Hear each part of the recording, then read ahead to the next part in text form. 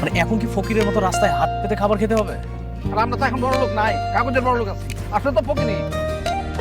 ভিক্ষা করতে এসে ভিক্ষা না নিয়ে চলে যাচ্ছিস? আলহামদুলিল্লাহ। আমাকে সেই সময়ের কিছু তথ্য দিয়ে সহযোগিতা করবেন প্লিজ। অবশ্যই করো। তুমি আমাকে মিথ্যা বলে ওর সাথে দেখা করার জন্য নিয়ে এসেছো? জামাই কি কইছে? অনেকের লগে আর কোনোদিন মিল হইল না। তোমার সঙ্গে নাকি তোমার প্রথম স্ত্রী মেঘলার মিটিং হয়েছে? আপনি কি আপনার মাইয়ারে সুস্থ দেখতে চান নাকি মাইয়ার মরামত দেখতে চান? ওরা তোমাকে ষড়যন্ত্র করে বের করে দিয়েছে আর তুমিও সেই পাতানো ফাঁদে পা দিয়ে মাথা নিচু করে চলে এসেছো। কানা ছাড়া কি করবো আমি? আমার নিজের স্বামী আর প্রকৃতির সাথে মিথ্যা কথা বলছেন। আপনারা কি চান মেঘলা তার বুকের সম্পত্তি ফিরে পাক? না না না, আমরা চাই না। মেঘলা আমার সন্তান, আমার শিক্ষা চাই না ওই রাজপ্রসাদ।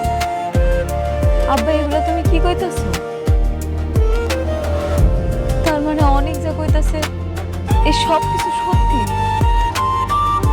আমি তাহলে আসল শালিমা? এই কোটি কোটি টাকার সম্পত্তি সব আমার? জানি না, আমি কিছু জানি না। আপনারা কিছু না জানলেও আমি সব কিছু। তোমার সাথে কাটে যেন আমার 12 মাস। চাচা, আপনি তো অনেক বছর ধরে এখানে আছেন, সেই ছোট থেকে মেঘলাকে এখানে দেখেছেন। কবে তার বাবা মা মেঘলাকে কুড়িয়ে পেয়েছে? তা তো বাবা বহুত বছর আগের কথা, তখন মেঘলার বয়স ছিল হয়তো 1.5 বছর। যাবে না তো কোথায় পেয়েছিল? ওই যে আমাদের বস্তির বড় গেটের সামনে ময়লার পাশে ওকে যেন ফিরে গেছে। ওই নাই কি আলতু ফালতু কথা কইছিস? এর থেকে জানতো জান কইতাছি। আমার কলিজা পথে চলো একসাথে। সত্যি কখনোই ঢেকে রাখা যায় না। আমি প্রমাণ করবই মেঘলা যে আসল শালিমা। এই অনেক চৌধুরী সব বেঈমানদের মুখোশ টেনে ছিঁড়বে। অনেক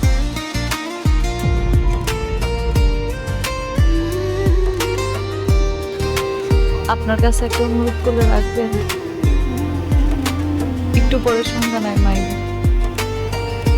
আজকে রাতটা আপনার আমগুলো একটু খান, আমি রান্না করি। বাসা থেকে বের করে দিয়েছি। আর আমি কিছুদিনের মধ্যে ওদেরকে পুরো কোম্পানি থেকে বের করে দিয়েছি। মনের পাতা সেইটা ভালো করছো, কিন্তু যত্নে বাবা তুমি তো লেখা আমার শান্তার এই শালিমার বানাইতে পারতো, শুধু শুধু বাইরের একটা মেয়ের। কি যে বলেন না আপনি আঙ্কেল, সবাইকে দিয়ে আসলে সবকিছু হয়। অবশ্যই আদায় শোনো, তুমি কিন্তু রাতুল বাবাদের সব কথা একদম অক্ষর অক্ষরে মেনে চলবা, ঠিক আছে? এমন আবার করো না যে ওই যে তোমার ওই যে ধন সম্পত্তির অহংকারী আবার অহংকারী হয়ে যায় না, বুঝতে পারছো? এই আপনি অনেক বেশি কথা বলেন, এবার বেশি কথা বলে আপনার খবর আছে। আচ্ছা সরি। এই শুনুন, আপনার উপর সম্মান দিয়ে কথা বলবো, হ্যাঁ?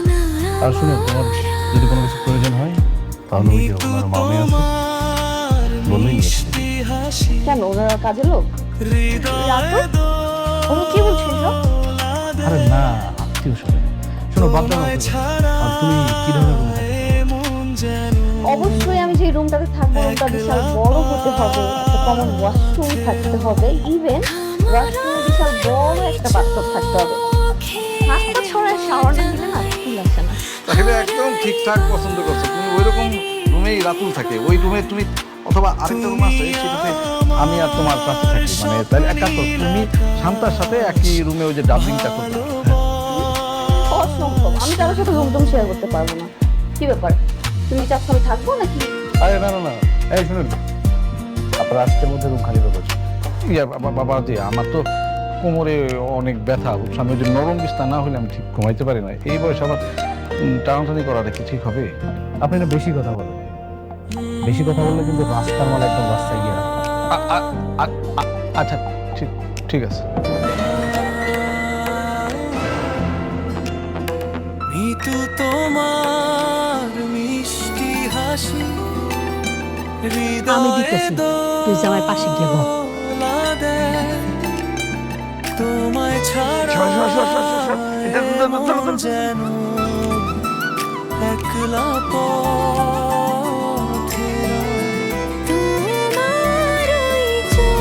ওই তুমি না বাদাম বসে বসলে ও আগে দিছি।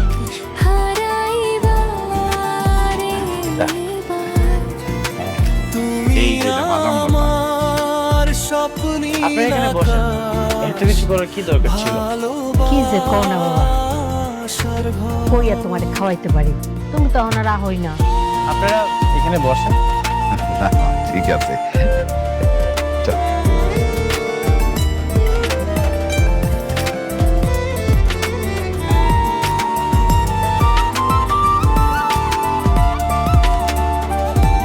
একটু টাইম দিদি।